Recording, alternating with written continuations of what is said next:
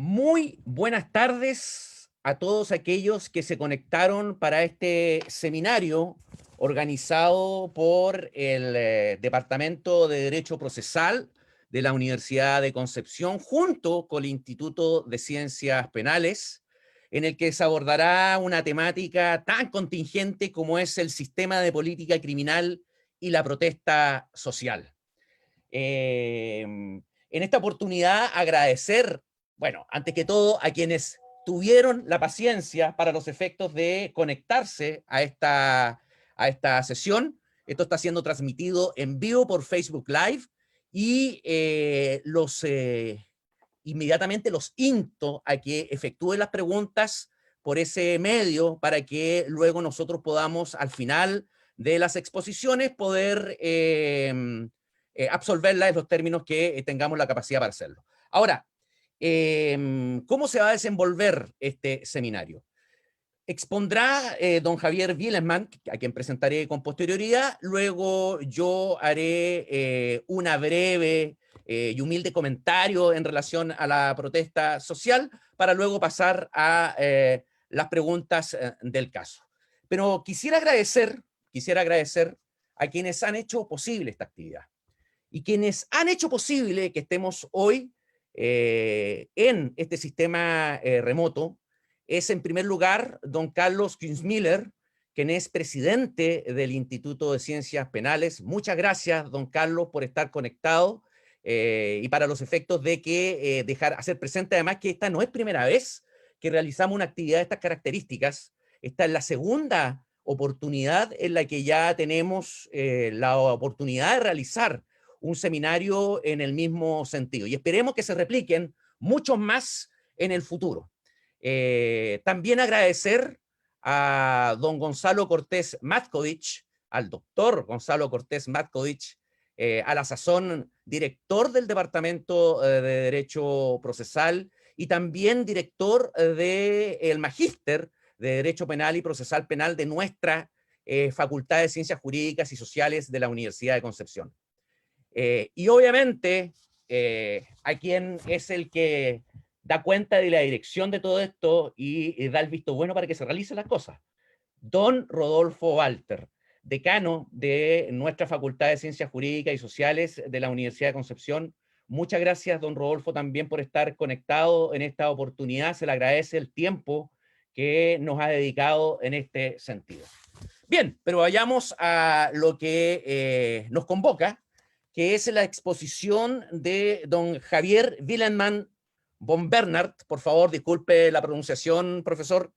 Don Javier es profesor de la Facultad de Derecho de la Universidad Adolfo Ibáñez, abogado de la Universidad de Chile, doctor en Derecho de la Universidad de Friburgo, Alemania, además secretario ejecutivo del Instituto de Ciencias Penales, cuya investigación se centra en el funcionamiento del sistema penal y la dogmática penal.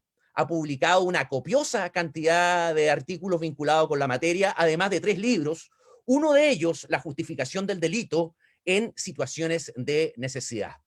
Por favor, pongamos entonces atención, preparemos preguntas para este lujo de invitados que tenemos para los efectos de conversar de un tema que se nos vino encima, para bien o para mal, y respecto del cual como sociedad tenemos que hacernos cargo, y más aún como miembros de la comunidad jurídica. Don Javier, es todo suyo, por favor, el escenario. Adelante. Muchas gracias, Andrés, por la presentación. Les agradezco mucho no solo la amabilidad en la recepción en esta presentación y en permitirme exponer ante un tan selecto público, sino en general por la posibilidad de exponer ante ustedes en la Universidad de Concepción. Es para mí un honor estar en una institución histórica como la Universidad de Concepción y sobre todo una institución con la que, pese a su carácter histórico y central, creo yo, en la cultura jurídica chilena, tenemos menos contacto del que quisiéramos desde Santiago. En ese sentido, recomponer esos contactos, tener más contactos, más discusiones, al menos en lo que yo conozco, que es el mundo penal, a mí me parece fundamental. Déjenme compartir pantalla para efectos de empezar a exponer. Se ve, ¿no? ¿Sí? Sí. Lo que me interesa hacer hoy día, o sea, aquí aparece como título protesta, confrontación y sistema penal. Como estos fenómenos, el fenómeno de protestas quiero decir sobre todo protestas, lo que en inglés sería riots, protestas que se tornan violentas, se vinculan con el sistema penal. Ese es el objeto de lo que me interesa hoy en día tematizar. Me interesa, aquí hay un pequeño outline, hacerlo desde, por así decir, desde un leitmotiv, desde una idea nuclear que va a atravesar el resto de la presentación, aunque jurídicamente, en términos de cuestiones más bien jurídicas, de cuestiones internas al tipo de discusiones que tenemos los abogados, va a abordar dos puntos. El leitmotiv, aquello que vincula, aquello que guía las reflexiones que voy a exponer, no es jurídico, es más bien dice relación con el modo en el cual se van construyendo en la realidad política y social actual vínculos entre discursos referidos al sistema penal, entre el modo en que entendemos el sistema penal, en que entendemos el derecho penal y situaciones de confrontación política. O sea, en ese sentido es una discusión, una pregunta, si ustedes creen que es más bien sociológica. Pero lo voy a hacer vinculándolo al mismo tiempo con dos cuestiones que son más bien jurídicas. Una completamente jurídica, que es la pregunta de cómo se juzga la licitud del actuar policial, o sea, bajo qué estándares, en qué condiciones, acciones que son de otro modo típicas, que constituyen un delito, son constituidas como lícitas o ilícitas por el derecho. Esa es una pregunta puramente jurídica que en parte va a atravesar esta presentación.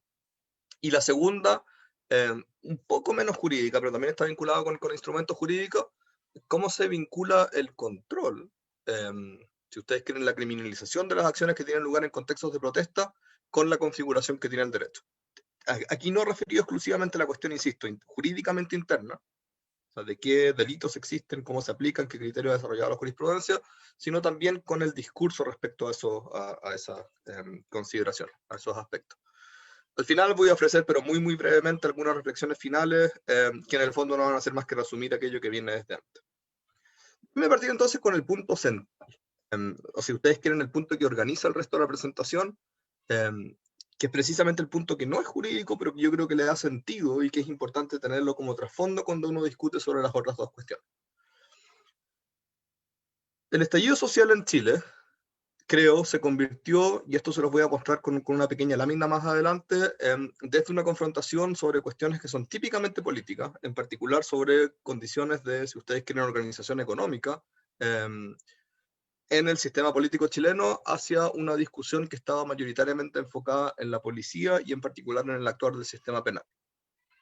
Esa conversión, ese paso desde protestas disruptivas, insisto, riots, no sé muy bien cómo se traduce al español, protestas violentas, pero violencia tiene un componente simbólico y de atribución de responsabilidad que es importante no prejuzgarlo desde el principio. Por eso le llamo protestas disruptivas. Es común que en las protestas disruptivas se produzcan esta clase de fenómenos. Esta clase de fenómenos desde las cuales, si ustedes quieren, el centro de la polémica original en Chile, en principio, pero esto es más o menos irrelevante, la cuestión del alza de los pasajes en el metro a principios de octubre del 2019, más generalmente la discusión respecto a ciertos arreglos institucionales referidos a la economía política del país, pensiones, etc. Es común que estos temas que en algún sentido gatillan las protestas y que en Chile no estaban vinculados, al menos no directamente al actor policial y al actor del sistema penal, se transformen en el contexto de estas grandes disrupciones en discusiones que en realidad son sobre el Estado y la policía. Este es un fenómeno relativamente estudiado, el fenómeno de cómo las riots, las protestas disruptivas, se transforman en discusiones sobre la legitimidad de la violencia desde el punto de vista de todas las partes involucradas. Las protestas disruptivas son contextos en los cuales, por así decir, la legitimidad en el uso de la violencia está siendo disputada. Quienes protestan, los manifestantes, creen que en tanto representan un interés justo, en tanto están por una causa relevante y en tanto expresan ciertos derechos de manifestación, tienen desde su lado una cierta posición de autoridad, una cierta posición de legitimidad que les es disputada, ¿no? En tanto simple civil. Al mismo tiempo, la policía, lo mismo. La policía cree que representa una posición de autoridad importante, la posición del Estado, la posición que excluye la violencia privada por parte del resto, la que al mismo tiempo es disputada por parte de los manifestantes. Esta es la razón, si ustedes quieren, de fondo, por lo cual no es poco común, sino que es habitual, de hecho casi completamente habitual, que los contextos de protesta masiva se transformen rápidamente en contextos de confrontación entre policía y manifestantes, en que las partes pasan a disputar quién tiene autoridad, quién tiene legitimidad y quién está ejerciendo en realidad violencia, digamos, ilícita. Hay algunas reflexiones respecto a literatura que desde los 60, las protestas de los Estados Unidos de los años 60, esto se ha intensificado también en Europa, sobre todo en los 90 y los 2000, hoy en día nos toca a nosotros, ha sido bastante estudiado, como hay ambigüedad en relación con el sentido de la violencia en contextos como el que vivimos en Chile el año pasado. En Chile, creo yo, esa transformación desde primero un contexto de protesta centrado, insisto, en cuestiones políticas, hacia una confrontación en relación, si ustedes quieren, con la legalidad y con quién ejerce violencia ilícita realmente, yo creo que es fácilmente perceptible. Déjenme mostrarles una pequeña visualización. Sé que de buenas a primeras no se entiende nada. Ya les voy a explicar en qué consiste, que efectúa en el contexto de un trabajo distinto, pero yo creo que muestra de muy buen modo cómo se fue transformando el sentido comunicativo del movimiento social el año pasado en Chile.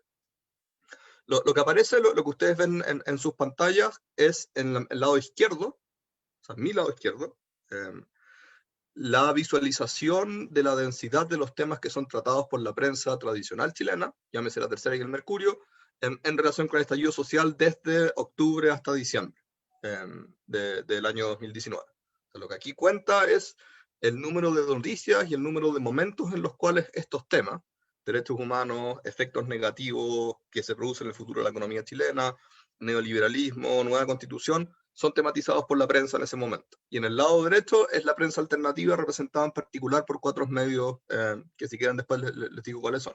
No es demasiado importante cuáles son, lo importante es que son medios alternativos, que típicamente utilizan como fuentes y que dialogan desde el punto de vista de los discursos de los manifestantes, de los activistas. Si ustedes se fijan, lo que me importa sobre todo lo de la derecha, lo de los medios alternativos.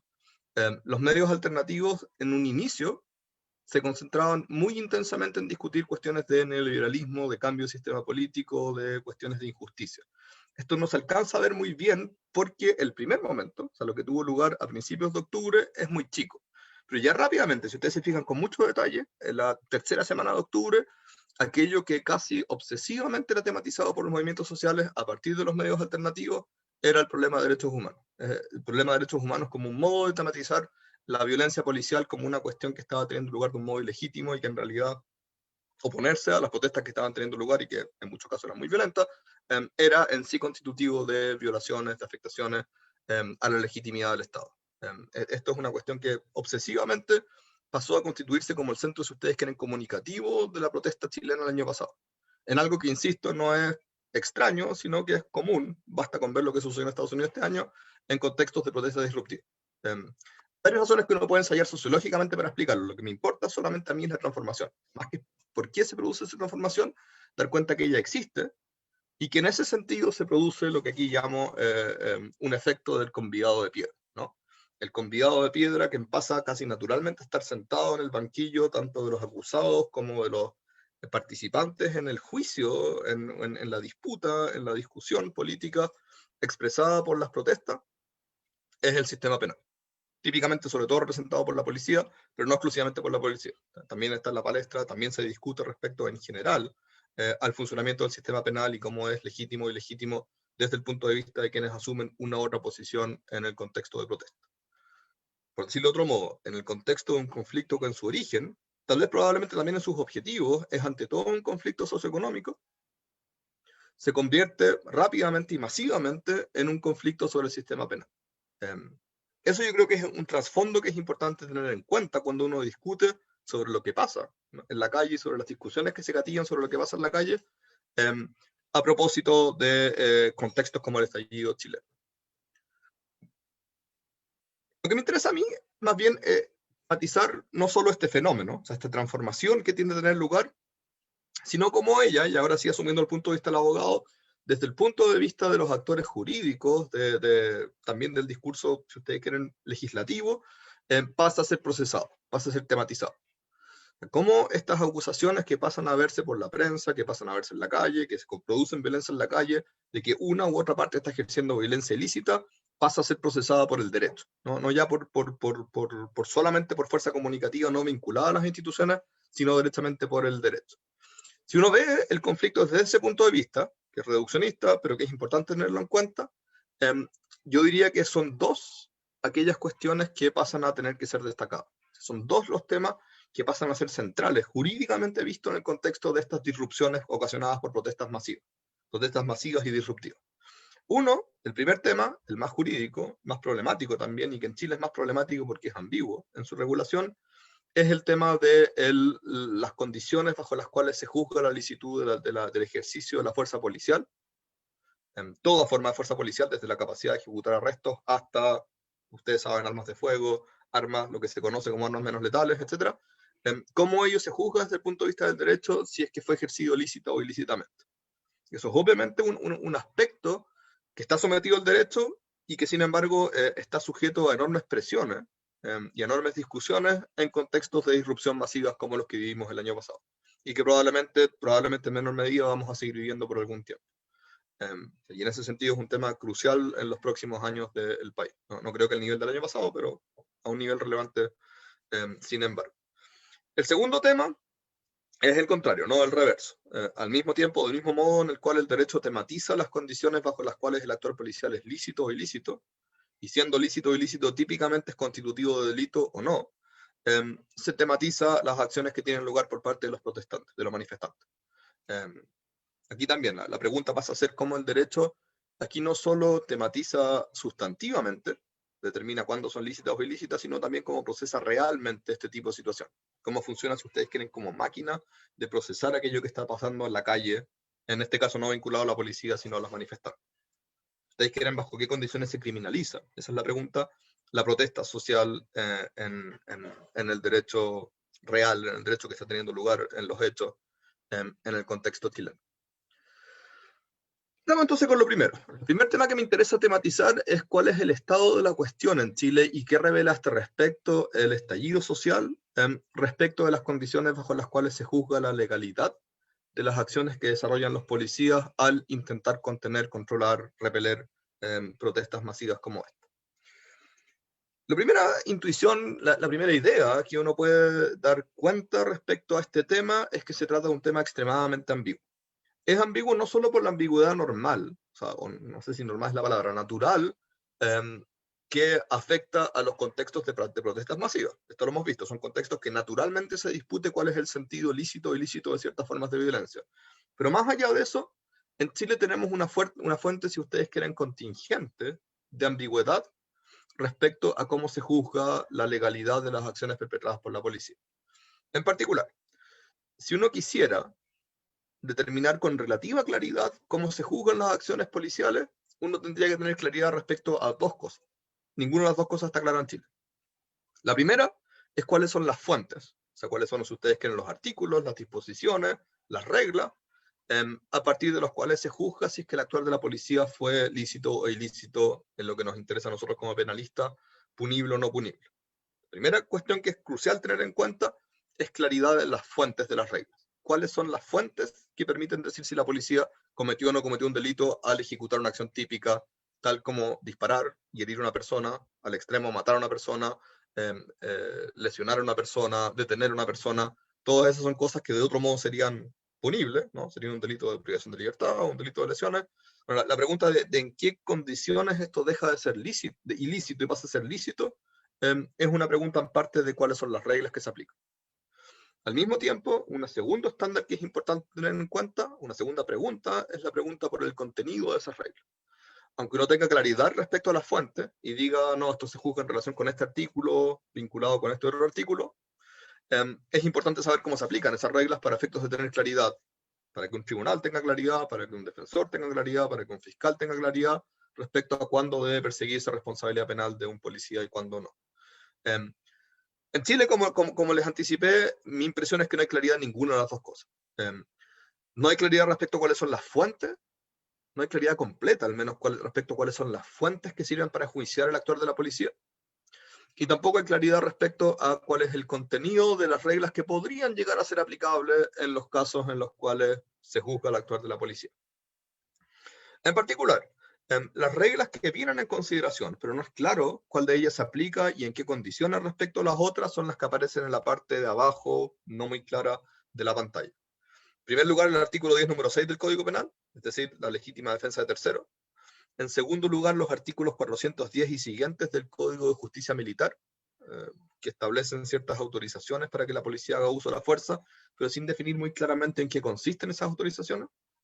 Y en tercer lugar, lo que más ha sido invocado y que pasó casi fetichistamente a ser discutido durante el contexto de las protestas en Chile, las distintas circulares dictadas por los propios carabineros o por el Ministerio del Interior para regular el ejercicio de ciertas formas de acciones, de ciertos ejercicios de fuerza por parte de la policía. En un contexto en el cual se trata de atribuir responsabilidad penal, no es completamente en claro en Chile cuáles de estas reglas son las que se aplican. Y tampoco es muy claro cómo se relacionan entre sí, en caso de que las reglas legales, artículo 10, número 6, por ejemplo, o los 410 y siguientes del Código de Justicia Militar, sean aplicables al mismo tiempo que las reglas infralegales, ¿no? Todas estas circulares, estos protocolos que fueron tan discutidos durante el contexto del estallido social. Que se entienda un poco las razones por las cuales se produce esta ambigüedad en el derecho chileno y que yo creo que contribuyen a este ánimo de confrontación política también respecto a la policía, que se generó muy intensamente y se sigue generando en Chile.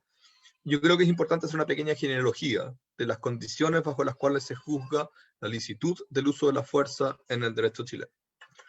El origen, o si ustedes quieren las reglas más antiguas, más viejas, que han sido utilizadas o al menos invocadas para estos efectos, se encuentran en los artículos 10 número 10, 410 y siguiente, y 10 número 6 del Código Penal, 410 y siguiente del Código de Justicia Militar. Todas estas son reglas amplias. Salvo la legítima defensa de terceros, ahí uno puede ver que hay una cierta dogmática, pero que no es muy bien aplicada en Chile, una cierta dogmática más precisa. En el resto son puras reglas amplias. Artículo 10, número 10 es el paradigma de una regla amplia de justificación, ¿no? El ejercicio de un deber o un oficio puede justificar la realización de ciertas acciones ilícitas. Bien, pero el 10 número 10 no nos dice en qué condiciones, ni cómo se juzga si se está ejerciendo adecuadamente ese cargo o ese oficio. Entonces, si algo es una regla indeterminada, si es que es regla que sirve para estos efectos, es una regla sin un contenido claro. Lo mismo pasa con los artículos 410 y siguientes del Código de Justicia Militar. Habilitan a la policía incluso hacer uso de armas de fuego en ciertas condiciones, pero básicamente redactado muy, muy amplio en relación con el cumplimiento de su deber. Ciertos casos de ciertos deberes particulares, 412, por ejemplo, evitar la fuga, pero en general sin definir las condiciones en las cuales está limitado, ¿no? El ejercicio de el uso de esas armas de fuego o de otros mecanismos violentos de imposición de autoridad. O sea, hay un problema de origen, si uno quiere, en el derecho chileno. A nivel legal, nunca ha habido una regulación muy clara respecto a las condiciones bajo las cuales se juzga si el actuar de la policía es lícito o ilícito. Probablemente antes de 1990 esto no era demasiado importante y se las interpretaba más bien como cheques en blanco, ¿no? La policía tiene que tener capacidad de ejecutar su autoridad y de imponer la fuerza y de imponer el monopolio legítimo sobre el uso de la violencia por parte del Estado. En ese sentido, limitar demasiado sus actuaciones o establecer, si ustedes quieren, reglas muy precisas podía ser visto como un problema. Esto no solo la dictadura, sino también antes. Y en ese sentido la jurisprudencia tenía una cierta inclinación a considerarlo como una especie de cheque en blanco que discrecionalmente controlaba en casos en que fuera completamente excesivo, ¿no? Pero la discrecionalidad tiene el problema de que cuesta establecer estándares a partir de ello. Esto se hizo, este problema, en que no sabíamos muy bien cuándo se puede hacer uso de violencia policial, en particular de lo que se denomina fuerza letal, en el contexto del derecho comparado, se hizo especialmente intenso en el primer contexto de desorden del Chile post-transición, que fue, como ustedes saben, el contexto mapuche. En el contexto de las primeras revueltas en la Araucanía, sobre todo a principios de los 2000, se produjeron varios casos muy conocidos de muertes ocasionadas por actor policial, en particular por disparos ocasionados por la policía, que llevaron al Estado de Chile en muchos casos a juicios internacionales. Y eso generó una situación de presión para efectos de que el uso de la fuerza letal, en particular el uso de la fuerza letal por parte de la policía, fuera tematizado por el derecho, fuera establecido de un modo más claro. El primer paquete de reformas en este sentido estuvo dado por las circulares 1756 y la Orden General 2287 de la Dirección General de Carabineros, esto en los años 2013 y 2014. En los dos casos, estos fueron impuestos como estándares, y esto es importante, de derechos humanos van a ver que tiene influencia hasta el día de hoy, esta codificación chilena, como estándares de derechos humanos a la respuesta por las condiciones bajo las cuales el uso de la fuerza legal es legítimo en Chile. Esa es la primera cuestión que es importante tener en cuenta. Esto es un paquete de reformas que intentó, de modo más o menos ambiguo, pero con más estándares, establecer cuándo se puede hacer uso de fuerza letal, en particular de fuerza letal, como una respuesta a un problema de derechos humanos que se había producido en particular en la Araucanía. Y esto fue hecho además en algo que es más difícil de entender, exclusivamente a nivel infralegal, o sea, a nivel de reglamento y circulares. Esto hasta el día de hoy es una característica de la regulación chilena que sobrevive. No tenemos reglas legales, salvo las reglas generales y determinadas que vimos antes, que permitan juzgar cuando la policía ejerció adecuadamente sus funciones, incluso en el contexto de uso de fuerza letal por parte de la policía, sino que lo que tenemos son instrumentos infralegales, cuya fuerza justificatoria, o sea, que permite justificar un delito y cuya capacidad de juzgar en contextos de juicios penales, si la policía actuó lícita o ilícitamente, es dudosa, es al menos baja. Y es difícil saber cómo se concilian con las fuentes legales. Pero aquí hay una primera cuestión. Desde el año 2013 y desde el año 2014, por presiones provenientes del conflicto en la Araucanía y de ciertos casos de muertes producidas por disparos por parte de la policía, se generó un primer paquete que buscaba, como cuestión de derechos humanos, regular esto.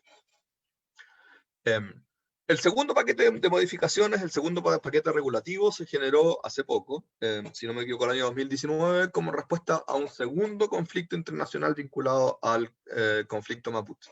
El caso de Alex Lemun fue un caso en el que en este caso la Comisión Interamericana de Derechos Humanos volvió a recomendar una condena a Chile basada, entre otras cosas, no exclusivamente, pero entre otras cosas, en la falta de claridad respecto a las condiciones bajo las cuales se puede ejercer violencia letal por parte de la policía, y a partir de eso, teniendo en cuenta que la crítica era que era demasiado general, incluso la regulación del 2013 y 2014, lo que hizo el gobierno de Michelle Bachelet en primer momento, finalmente implementado por este gobierno de Piñera, fue adaptar las circulares, dictar circulares nuevas que fueran más precisas en el modo en el cual regulan las condiciones de uso de la fuerza, estableciendo en particular una graduación simétrica entre nivel de agresividad demostrado por las personas que tienen que ser controladas, incluyendo en contextos de protestas masivas, y el nivel de fuerza que es autorizado por parte de la policía. Fuera de esta especificación mayor, lo que hicieron las circulares 1832 y 2635 fue no cambiar mucho el status quo que existía desde el 2003, ¿no?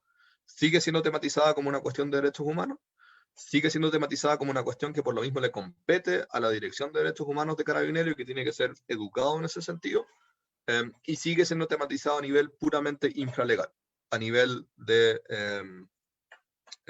regulación de circulares y reglamentos.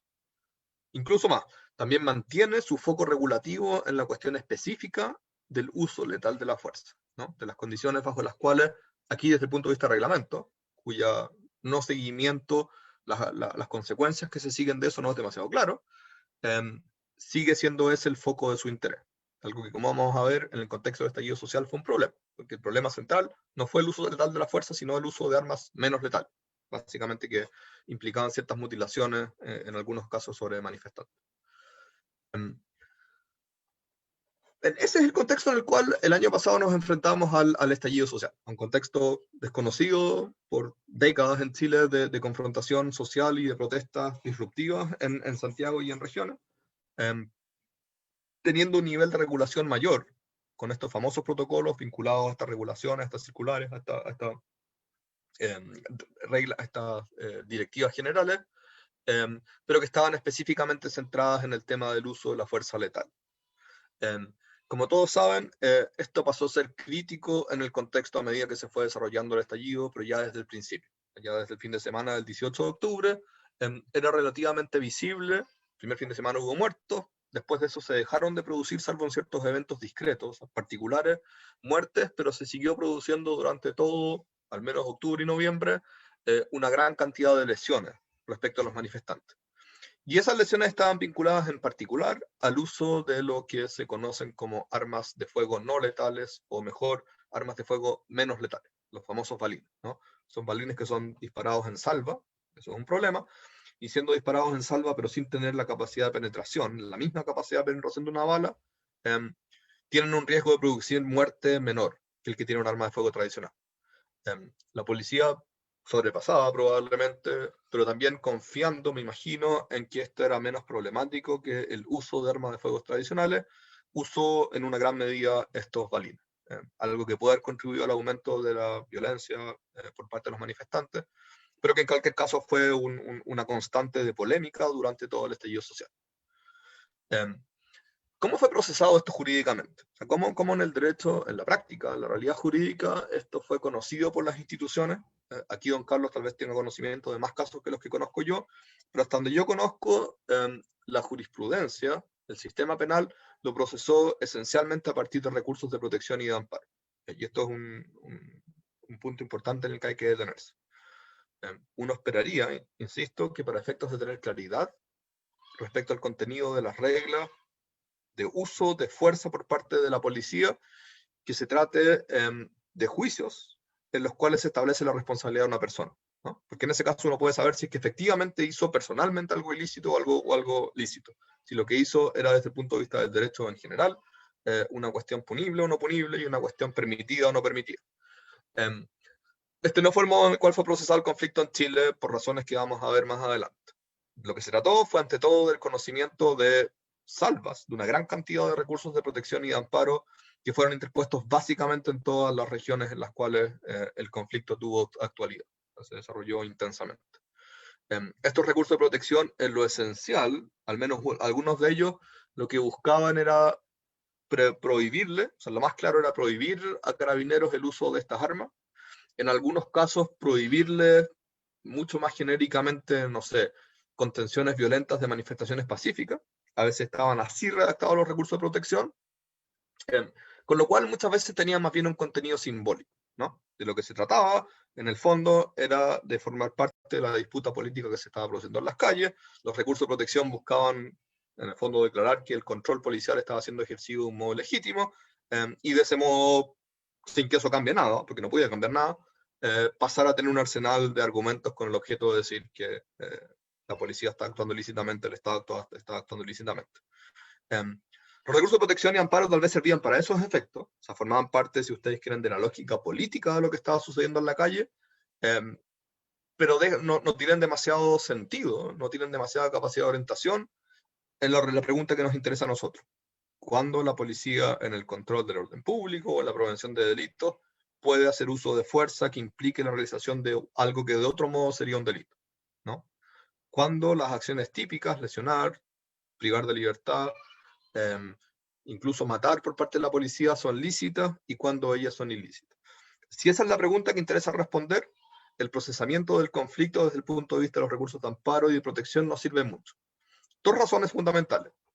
Primero, respecto a los recursos de protección y amparo, no se juega en realidad la responsabilidad de nadie.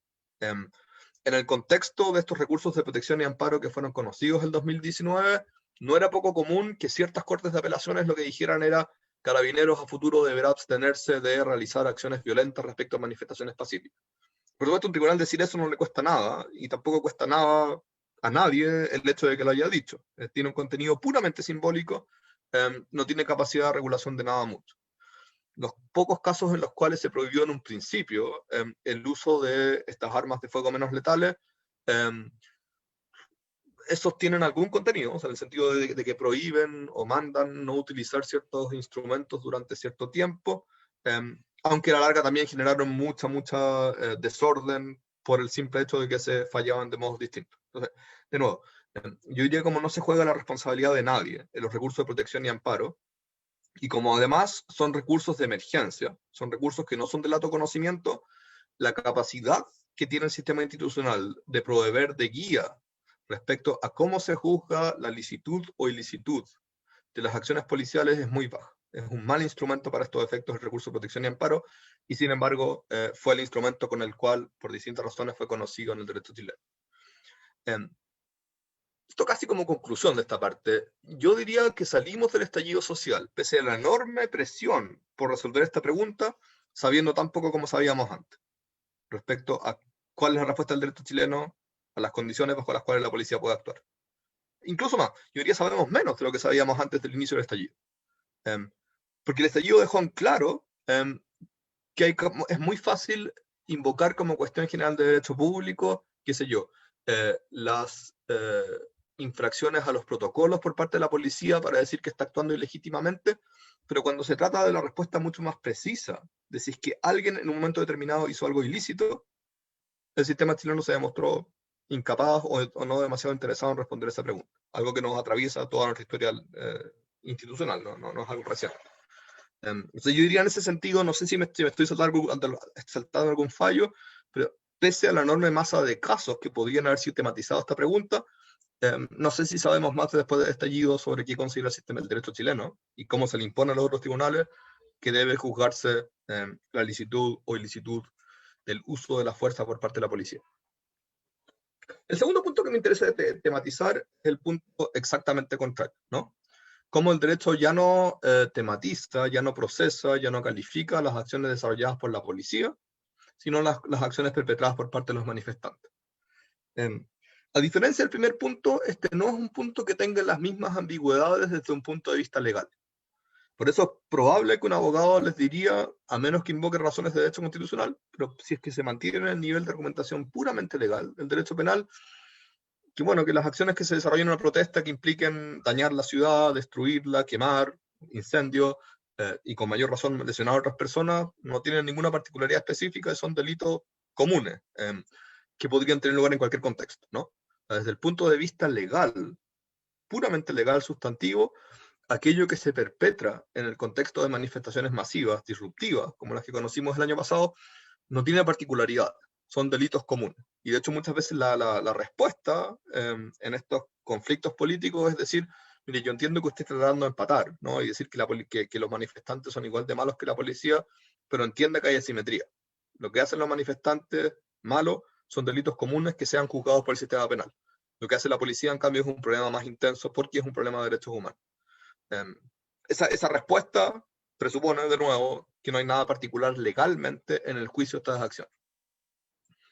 Constitucionalmente uno podría pensar que hay algunas particularidades y esto a veces se invoca. Yo tengo dudas de que pueda tener eficacia en los hechos, pero a veces se invoca que el derecho a la protesta, el derecho a la manifestación es un derecho constitucional y que en ese sentido puede tener algún efecto protector, digamos, en el sentido de disminuir las condiciones o disminuir los casos que son punibles cuando se realizan en el contexto de manifestación.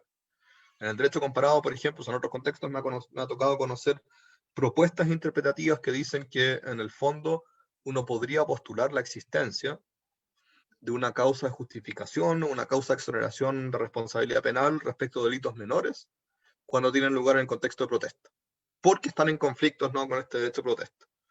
Insisto, yo tengo dudas de que eso pueda ser operativo, pero si hubiera alguna particularidad sería exclusivamente esa, una especie de excusa por bagatela en condiciones de protestas masivas.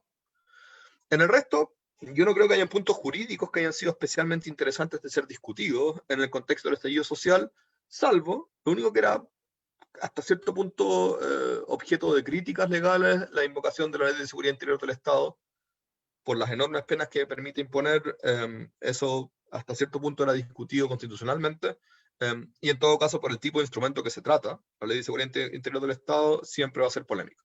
En lo demás, insisto, no creo que haya algo especialmente interesante jurídicamente que tematizar, o jurídicamente, sustantivamente, desde el punto de vista del derecho penal sustantivo, que tematizar en relación con el control de lo que realizan los manifestantes en el contexto de protestas masivas.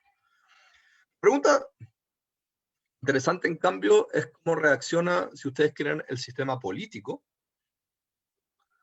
en primer lugar, y cómo reacciona el sistema general de control por parte del sistema penal frente a contextos de completa disrupción, o sea, en que la ciudad está completamente convulsionada por la presencia de manifestaciones de esta clase. Primera cuestión que es importante, que yo creo tener en cuenta, es que los sistemas penales se ven sujetos a mucha presión legislativa, política, en contextos de confrontación de esta clase. Esto se puede ver fácilmente en el hecho de que es constituido como un símbolo con el objeto de favorecer ciertas posturas políticas. Ejemplo, solo dos ejemplos. Las máscaras, las capuchas, las barricadas, más allá de los delitos que se puedan cometer cuando se realizan este tipo de acciones, típicamente pasan a ser símbolos, por una parte, de resistencia y por la otra parte, un símbolo de violencia, de criminalidad. No es casual por lo mismo que, aunque no tenga efecto, y aunque sea incomprensible desde el punto de vista del derecho, precisamente en estos contextos, las fuerzas políticas buscan, por una parte, criminalizar y por otra parte, defender las acciones que están vinculadas a estos símbolos. Piensen en el tipo de propuestas de política criminal que conocimos el año pasado y que también habíamos conocido el 2012, el 2011, 2012, en Chile a propósito de las manifestaciones. En lo esencial, lo que conocimos son, uno, leyes antisaqueo, como símbolo también. Las leyes antisaqueo no sé si hacen alguna diferencia, por la sencilla razón de que ya los saqueos en sí mismos son constitutivos de delitos más o menos graves, son al menos constitutivos de delito de robo con fuerza en las cosas. En muchos casos implican también incendios, los incendios tienen penas muy elevadas. En ese sentido, la cuestión de regular estableciendo un tipo especial no tiene demasiada importancia y no cambia mucho la situación jurídica desde el punto de vista de las acciones que son criminalizadas, pero sí tiene contenido simbólico. Lo mismo pasa con las llamadas leyes anticapucha, bueno, las llamadas leyes anti-enmascarado. Esta fue una discusión extremadamente polémica en los años 2011 y 2012, en que básicamente se decía que el Estado de Derecho está en peligro, si se las aprueba o si se las rechaza, en condiciones que aquello que se buscaba hacer, y que al final entiendo que se hizo, no estoy seguro, era algo completamente irrelevante desde el punto de vista de la operación del derecho, que era establecer un agravante particular, un agravante simple, en los casos en los cuales se porta una máscara cuando alguien comete un delito. Eso, en la mayor parte de los casos, en algunos puede que no, pero en la mayor parte de los casos, sobre todo desórdenes públicos, daños, no va a hacer ningún cambio respecto al tratamiento penal que tiene el caso. Siempre va a ser un caso de pena sustitutiva, a menos que haya otros antecedentes. Y en ese sentido no buscaba tener un efecto práctico, pero sí es presentado en la opinión pública como que ese es su sentido, ¿no? Aparecer haciendo algo o dar cuenta del carácter violento que tienen ese tipo de conducta. Lo mismo pasó finalmente con las leyes antibarricadas, aunque las leyes antibarricadas después se dieron vuelta un poco, ¿no? Habrán seguido la discusión de este año respecto al paro de camioneros como en realidad, y era obvio, debiera haber sido aplicada la ley antibarricadas simplemente porque cabía entre el tipo legal. Pero bueno, también tiene un contenido simbólico importante antes que una pretensión real de criminalización. Esto lo que quiero decirles es, desde el punto de vista de este segundo problema, el problema de cómo en contextos de protestas masivas reacciona el sistema penal, mucho menos de lo que importa está mucho menos en el derecho penal sustantivo y en las propuestas de reforma del derecho penal sustantivo, antes que en la definición, que en el funcionamiento de las condiciones de procedencia de ciertas formas de control por parte de la policía. En lo central que se juega en un contexto de protestas como este es cómo la policía, integrada con el sistema judicial, puede producir control cuando sus sujetos de control son miles, al extremo a veces millones de sujetos que tienen que ser controlados. Y esto pasa en lo esencial por el establecimiento de prácticas de arresto, que en Chile no tienden a ser demasiado eficaces, de prácticas de arresto que permitan durante ciertos contextos mantener el control respecto a esto. O sea, lo que quiero insistir es que lo central que se juega en el contexto de las protestas es cómo la policía establece ciertas prácticas de arresto, de arrestar a los manifestantes, y cómo el sistema judicial reacciona frente a las prácticas, las acepta, las coopta, las rechaza, las prácticas de arresto que la policía sigue durante cierto tiempo. Obviamente en el contexto de estallido esto fue ampliamente contestado, así que la policía podía arrestar o no podía arrestar, además de ser ampliamente contestado, en general, contestado quiere decir sujeto de conflicto. Además de esto, fue sujeto de varias polémicas sobre si es que habían torturas en ciertos casos, sobre si habían violaciones en ciertos casos, pero típicamente el conflicto respecto al control se juega respecto a esto, a las facultades de arresto, a las facultades de detención por parte de la policía.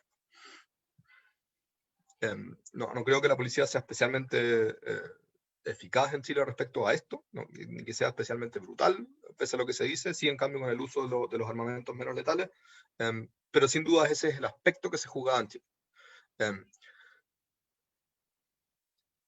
En esto tenemos poco conocimiento. Tenemos conocimiento, si ustedes quieren, circunstancial, que está dado por estadísticas que no siempre son demasiado buenas respecto a cuáles son los tipos de sujetos que son controlados en el contexto de estas protestas, Tenemos conocimiento circunstancial respecto al modo en el cual el Ministerio Público después pasa a procesar estos casos, cuando los trata como delitos de hurto, cuando los trata como delitos de hurto de hallazgo, cuando los trata como desórdenes públicos, pero no tenemos demasiado conocimiento, por así decir, de la tecnología o de control real de la policía que desarrolla en el contexto de protestas masivas como las que conocimos el año pasado. Aquí yo creo que hay un desafío, y hay un desafío que yo creo que en Chile es claramente visible, que es estudiar mejor a la policía. Estudiar de mejor modo el comportamiento de la policía en un contexto como el contexto de protestas, lo que es central de entender antes que cuestiones de derecho sustantivo, de cómo está tematizado, cómo está legislado, cómo está criminalizadas las acciones que tienen lugar en las protestas, lo que es central es entender cómo la policía selecciona a los sujetos que detiene y qué prácticas de control posterior, o sea, cómo logra convencer o no logra convencer al Ministerio Público de que estos casos sean procesados y luego sean sometidos a juicio por parte del tribunal. Cómo se integra todo esto como sistema es algo que yo creo que no ha sido estudiado bien en Chile, solo puede ser estudiado cualitativamente, entrevistando actores, conversando con la gente, y que sin embargo en Chile tenemos poco conocimiento respecto a cómo funciona. El aspecto central, este es todo el mensaje que quiero transmitir aquí, el aspecto central que hay que considerar respecto al control de la protesta por parte de la policía es cómo se establecen, por así decir, estas tecnologías de control, ¿no? Esta generación de arrestos con el objeto de producir control en el mediano plazo en el contexto de protestas disruptivas. Y eso, que es el aspecto central, creo yo que no está suficientemente estudiado en Chile.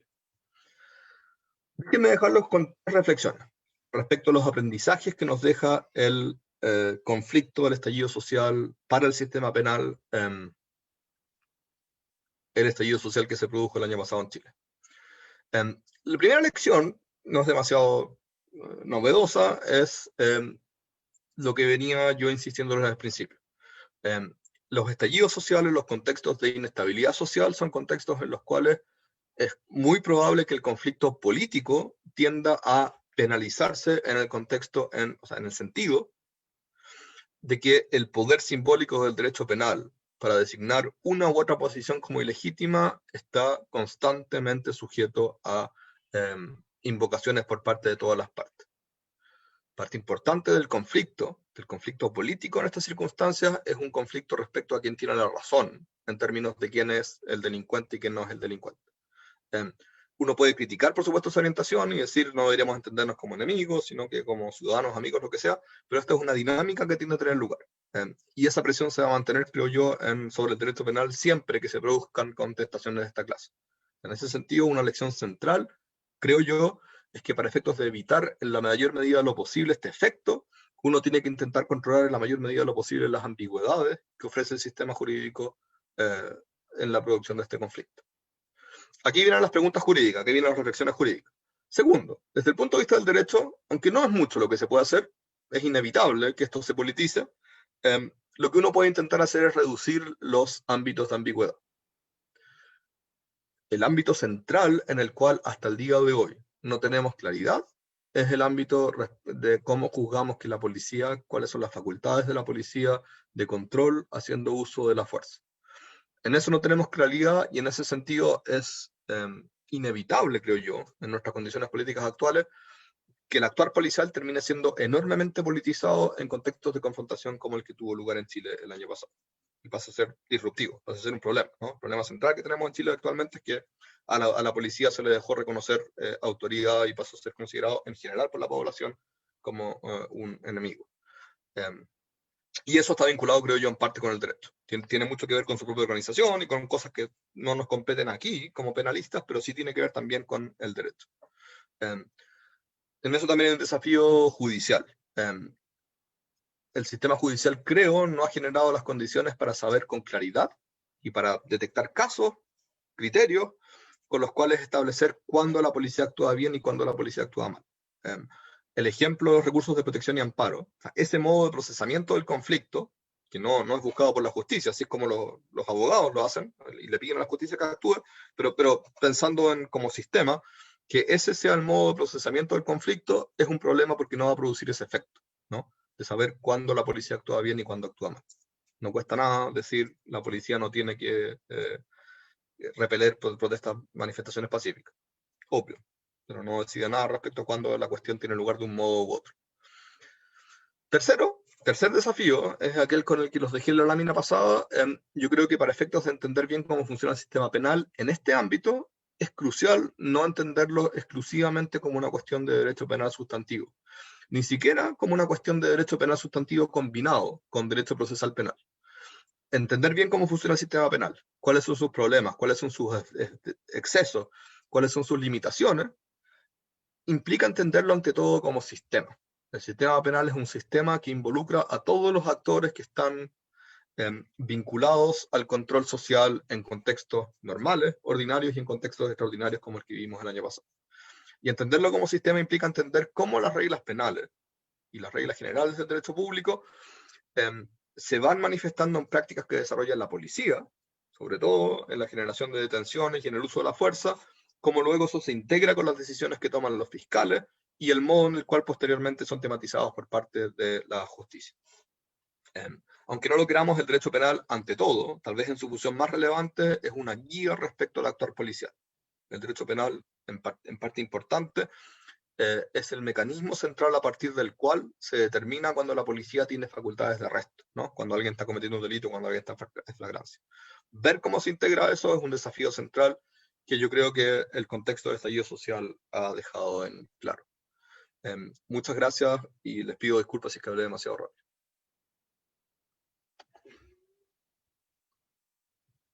Bien, don Javier, muchísimas gracias por su clarísima exposición. La verdad es que yo ahora me voy a limitar simplemente a hacer algunos comentarios, tal vez algunos matices, don Javier, con su exposición, refiriendo que para empezar, que nos tendríamos que preguntar, o mi pregunta va a estar enfocada en determinar, ¿tendrá algún límite el derecho a protestar?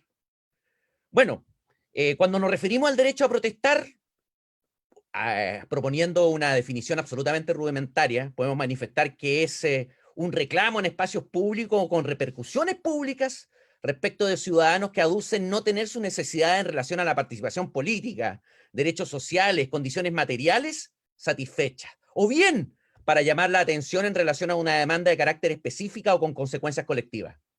Lo señalado teniendo en consideración que la democracia no puede empezar y no puede terminar con el sufragio. Pero no cualquier manifestación colectiva se enmarca en el contexto de la protesta. Así, destrucción, robo con fuerza, como ya adelantaba don Javier, incendio, conductas desplegadas, incluso en el contexto de una protesta social, creemos que deben ser claramente diferenciadas. Y esto es mucho más difícil a veces de lo que creemos, sobre todo en la práctica de la investigación procesal. Sobre todo las exigencias que se le realizan al Ministerio Público y a los juzgados de garantía y al Tribunal del Juicio Oral en lo Penal en esta perspectiva. El profesor Roberto Gargarella me inspiró un ejemplo que puede servir para los efectos que nos entendamos. Cuando hay una huelga legítimamente organizada y uno de los individuos que está en huelga toma una piedra y se la lanza a un gerente y le causa lesiones, ¿por eso vamos a paralizar o impedir que se siga desarrollando la huelga? Creo que no.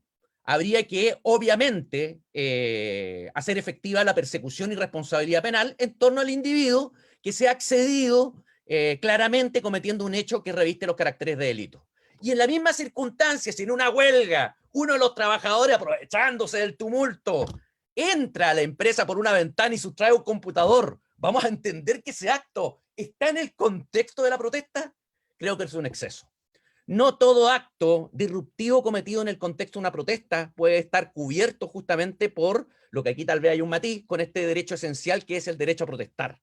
Y tampoco todo derecho a la protesta puede ser criminalizado en el sentido de impedir su verificación. Podríamos sostener, o se sostiene en un principio, como uno de los límites al derecho a protestar, el bien común y el interés general, que podrían levantarse justamente como un límite. Pero estos conceptos de bien común e interés general son bastante vagos y generalmente se asocian al status quo o al inmovilismo.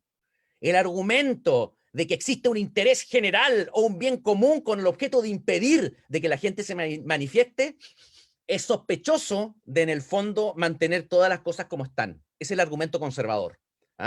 El derecho está al centro y fija los límites de los reclamos que se pueden hacer respecto del bien común.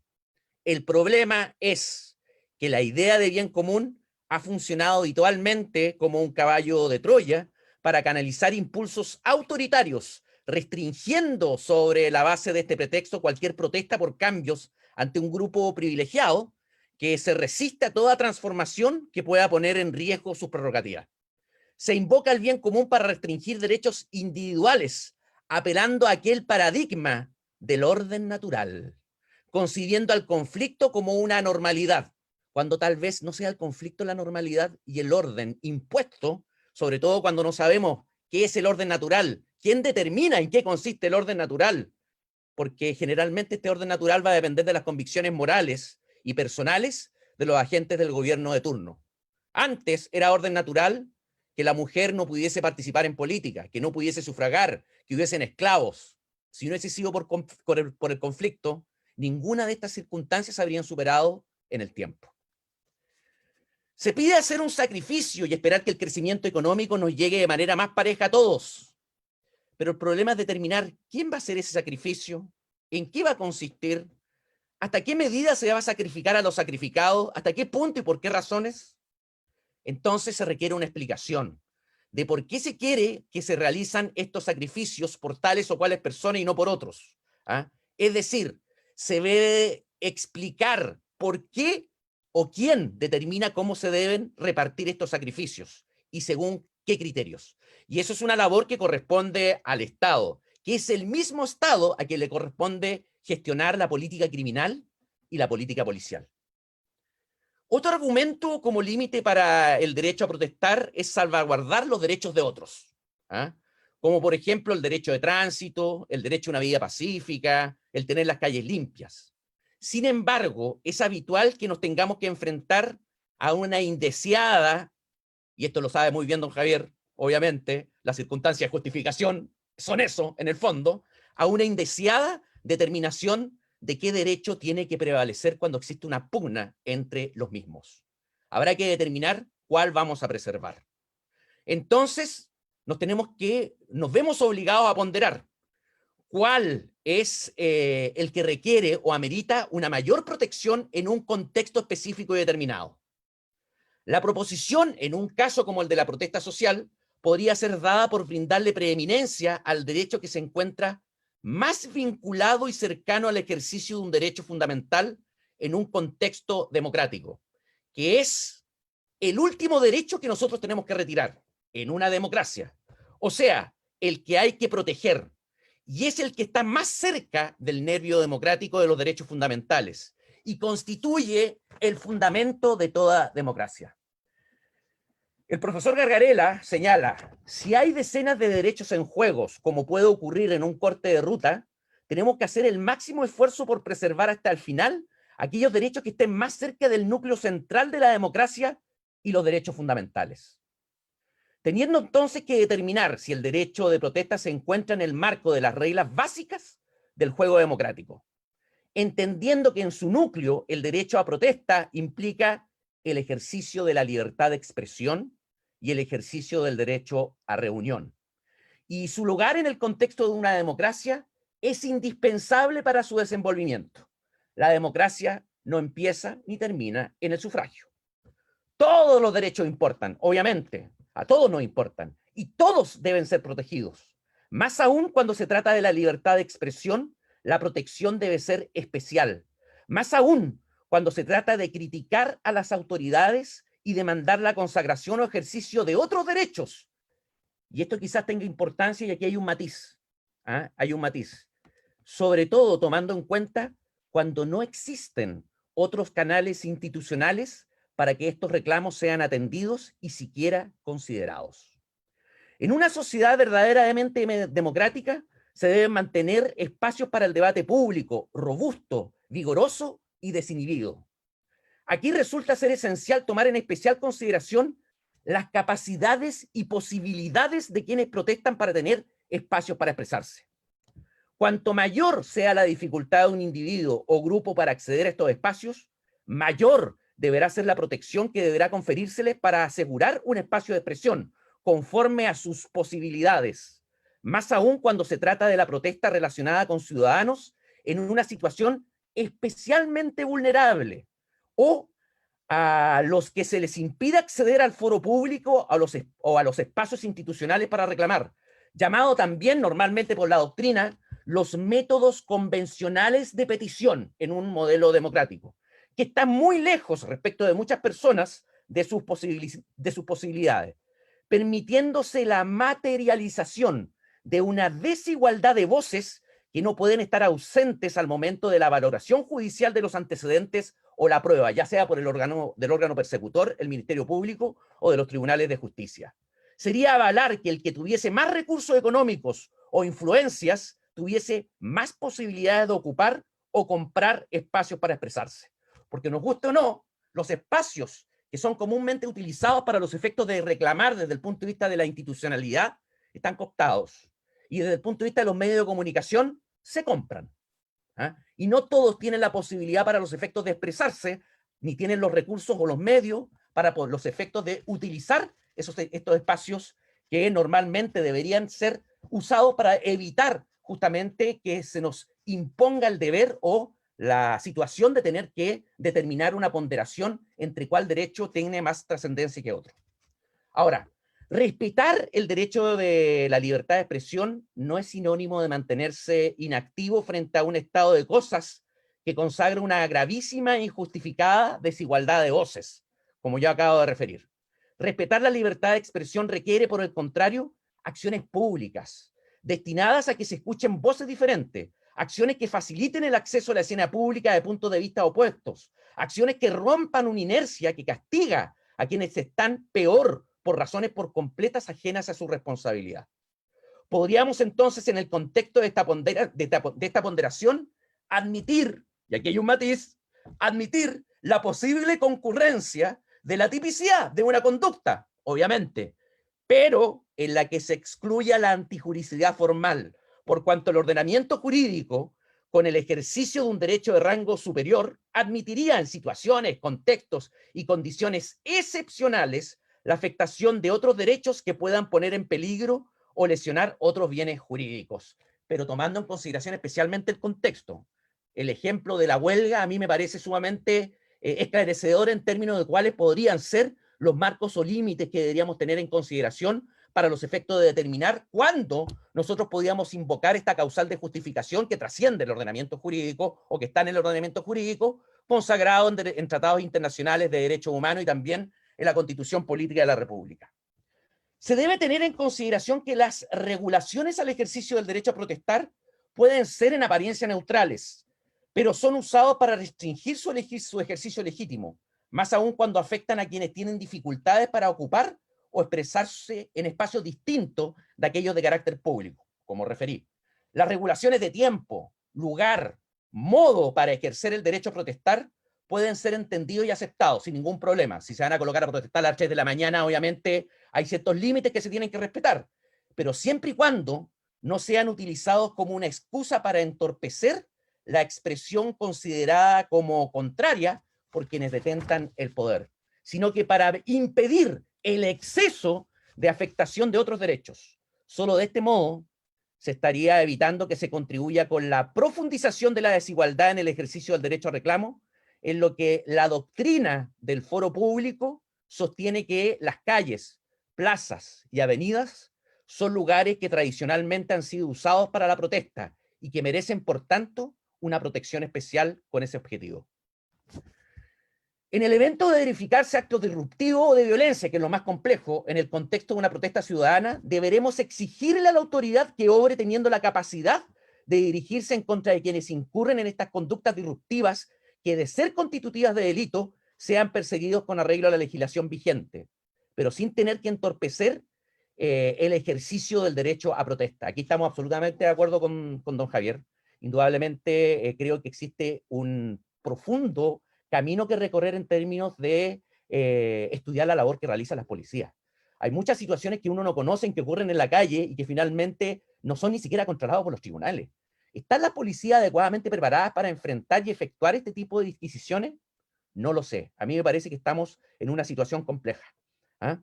Aquí se requiere que tanto el Ministerio Público como los tribunales de justicia puedan discernir y discriminar quiénes están ejerciendo un derecho legítimo amparado por los tratados internacionales de derechos humanos y la Constitución, y quiénes están incurriendo en una conducta constitutiva de delito, teniendo especialmente en consideración que tolerar no significa amparar cualquier acción, por mucho que se pueda revestir su consumación de una justificación emocional, simpatías políticas o romanticismo revolucionario.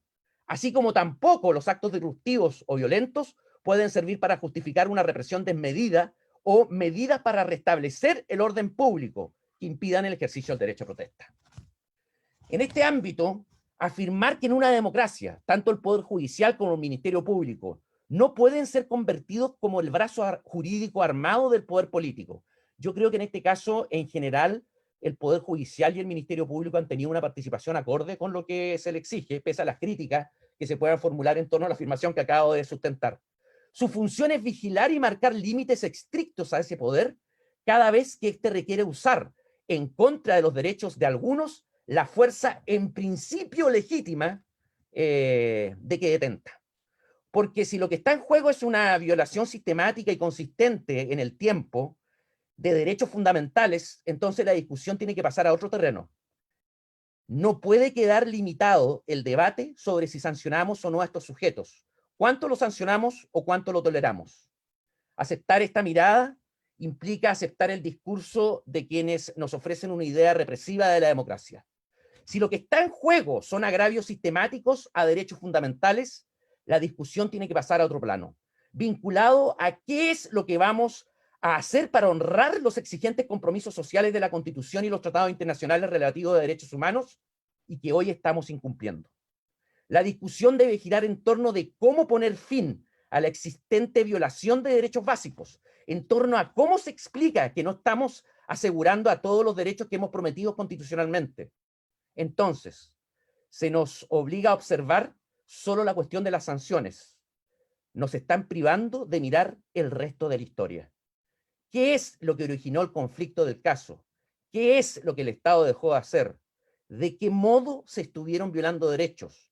¿Cuál es, en definitiva, la responsabilidad del Estado en el caso?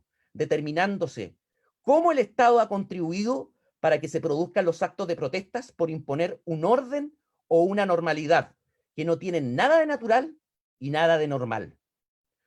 Como contrapartida, se debe determinar también si en el caso en concreto se pudo haber exigido a los manifestantes obrar de otra manera, si los manifestantes tenían a su disposición otros medios de protesta mucho menos perjudiciales para los intereses de la comunidad, teniendo en consideración lo que se denomina en doctrina el principio de la imparcialidad deliberativa, que nos empuja a determinar si existieron posibilidades para los efectos de recurrir a los métodos convencionales de reclamo.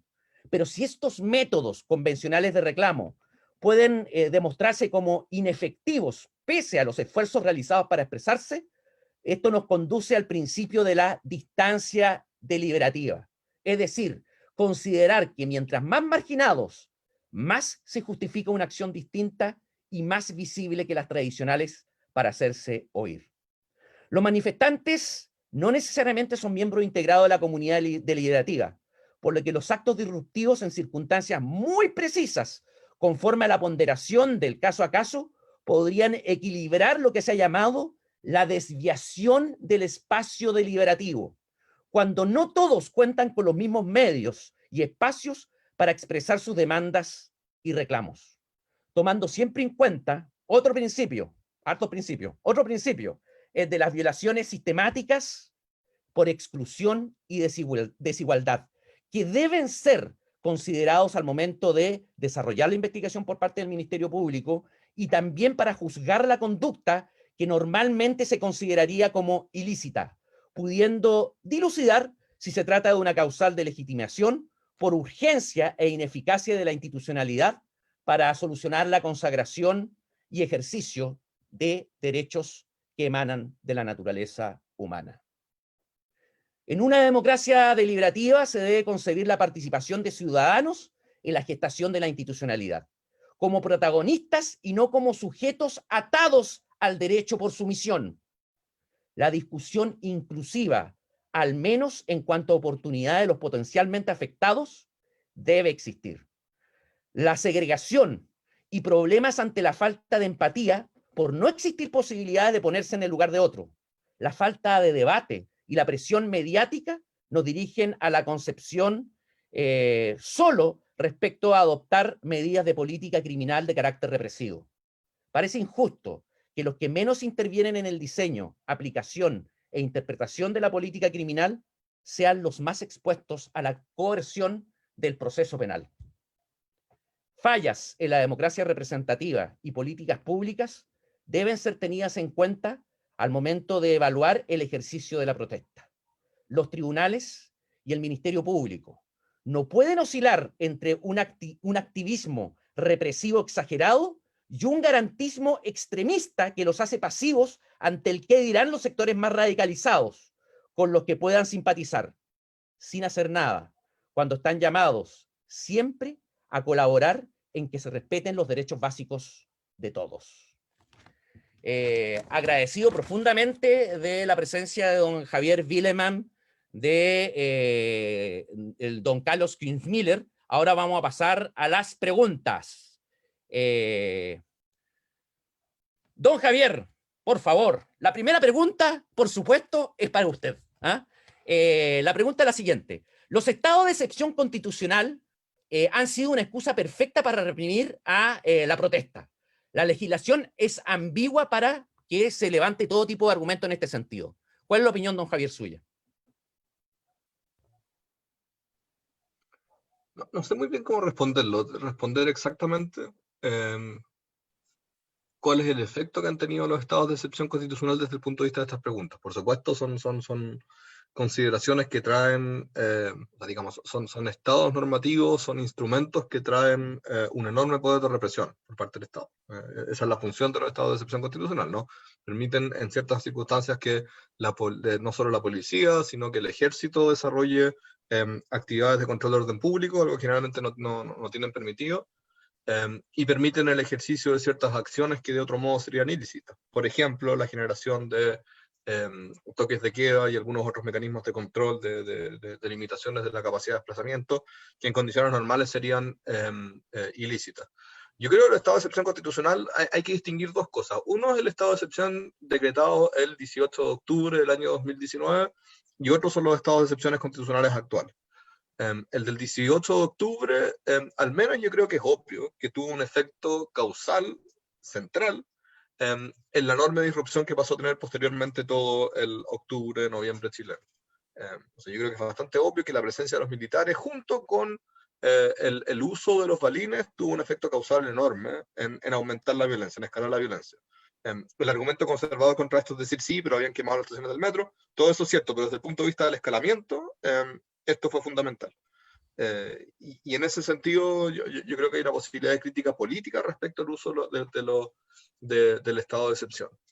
Ahora, no sé si la pregunta se refiere a eso, a ese estado de excepción o al estado de excepción de este año, que se ha prolongado ya por, no sé cuánto llevamos, 8 meses, 9 meses, y que no estoy seguro cuáles han sido sus efectos desde el punto de vista de la intervención de distintos sectores de la ciudad. Quienes vivimos en sectores bien urbanos o en sectores acomodados o en sectores que no son sujetos a este tipo de cuestiones, simplemente no sabemos el nivel de represión que puede haberse manifestado este año. La verdad no tengo idea. Sí puedo decir que el año pasado fue un factor gatillante y estoy pensando causalmente, exclusivamente, en el escalamiento que tuvo lugar desde el 18 de octubre en Santiago y posteriormente en regiones. Ahora, si la legislación es ambigua a este respecto, también hay que considerar que esto es una discusión política, y toda discusión política tiene aspectos de ambigüedad que son medios irresolubles desde un punto de vista jurídico. La cuestión de la licitud de la declaración de estado de excepción, si ustedes lo recuerdan, fue objeto de un gran debate de derecho público, que yo creo que no tenía mucho sentido como debate de derecho, las primeras semanas de octubre del año pasado. Había todo un argumento respecto a que el presidente no había decretado una delegación en las condiciones que tenían que hacerse.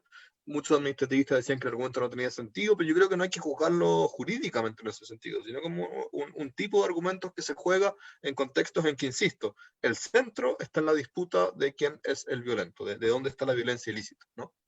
Y en ese sentido es parte de esa disputa, que naturalmente se produce en esos contextos.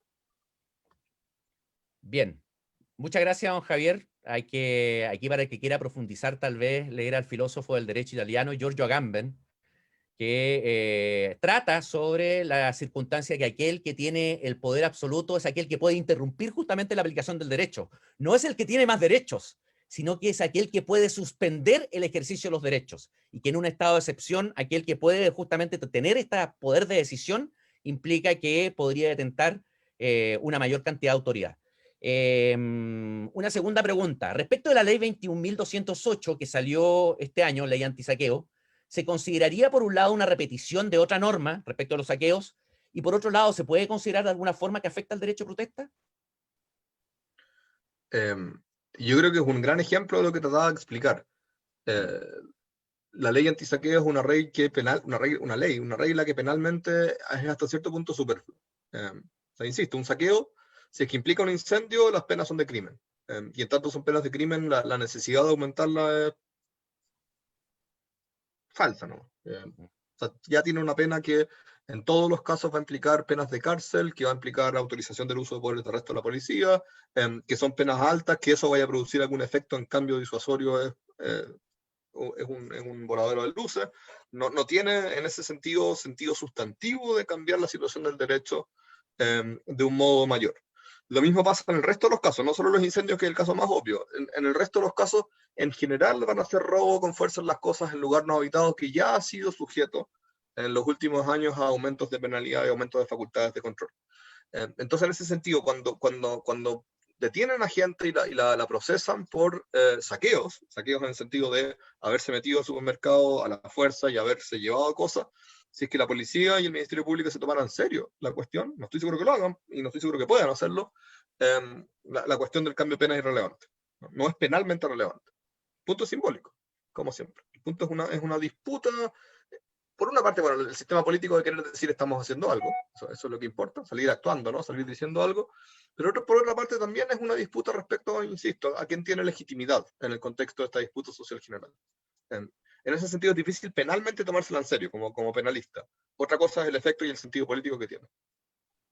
Bien, y una última pregunta, don Javier, y me cuelgo esta pregunta, tal vez disculpando a doña Juana Carla, que es la que la hace, en términos de la regulación de las redes sociales o la intervención en las mismas. ¿Tendrá algún sentido respecto de la manifestación del derecho a protesta y los actos disruptivos?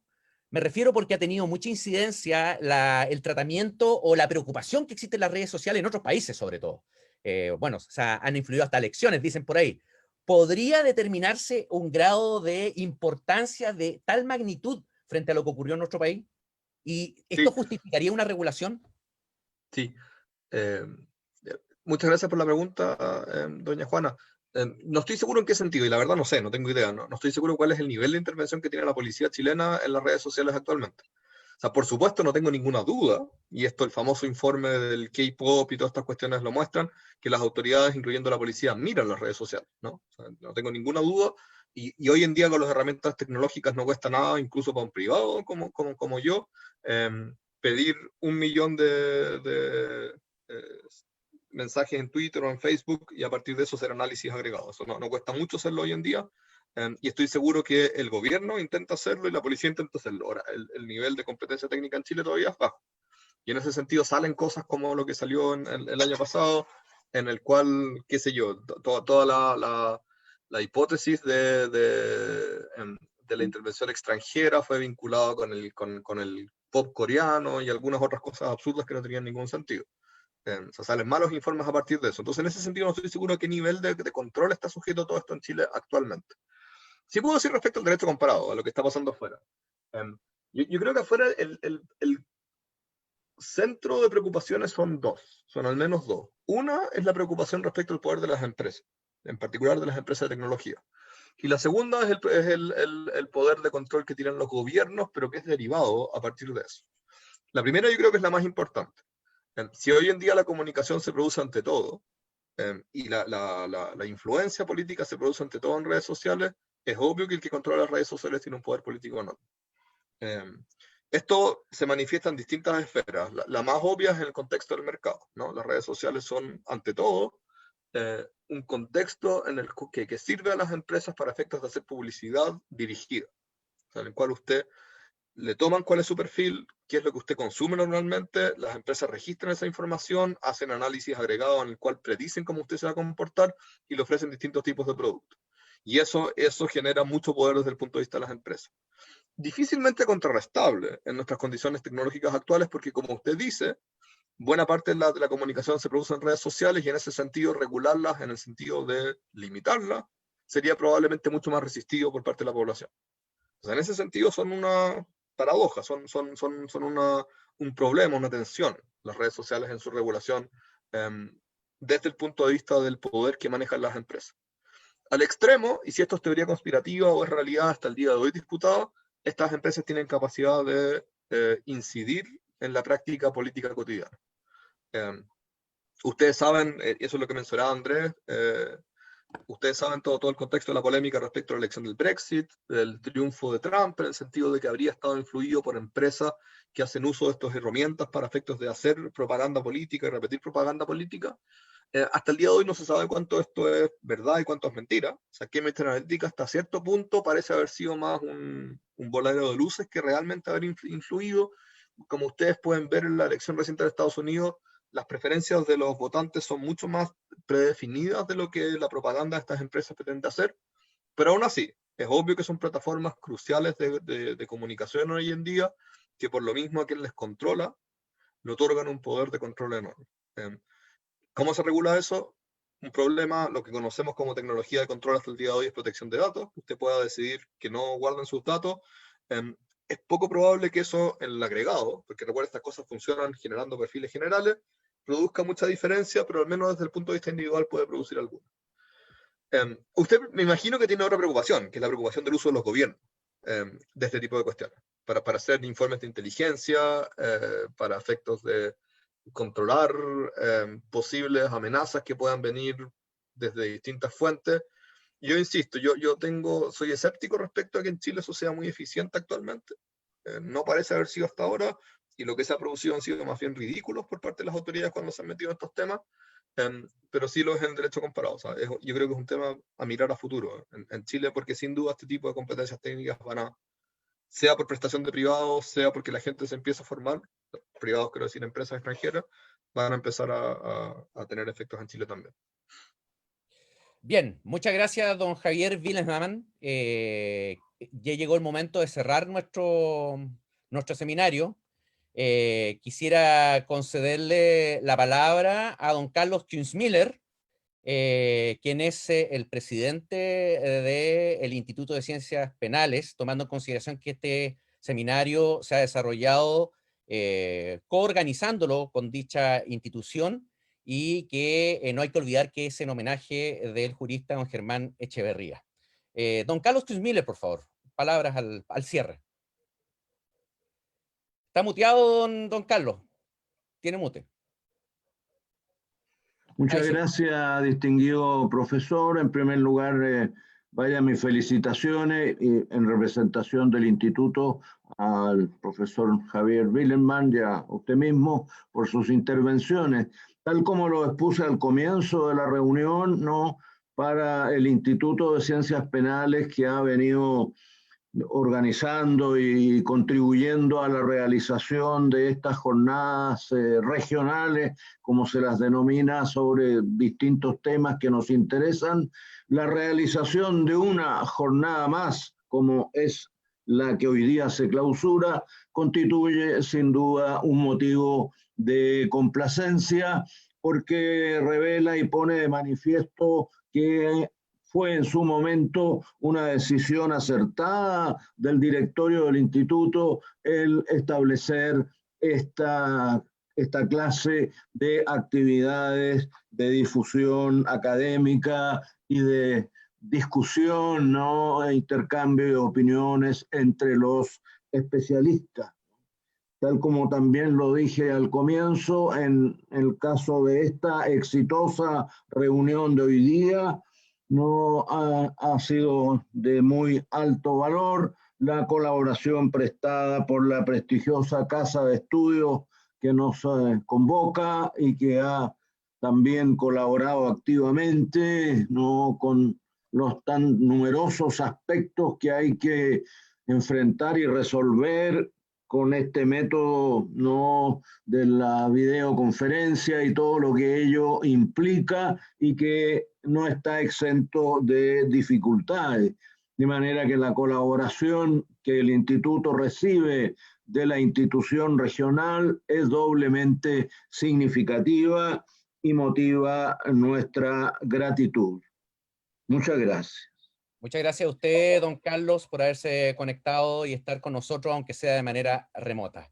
Y con estas palabras ponemos término a este seminario. Muchas gracias a don Rodolfo y don Gonzalo, en su calidad de decano y director del Departamento de Derecho Procesal y del Magíster de Derecho Penal y Procesal Penal. Espero que haya sido de su agrado y nos estamos viendo, ojalá que antes del próximo año cuando hagamos el otro seminario. Vamos a ver cómo andan las cosas.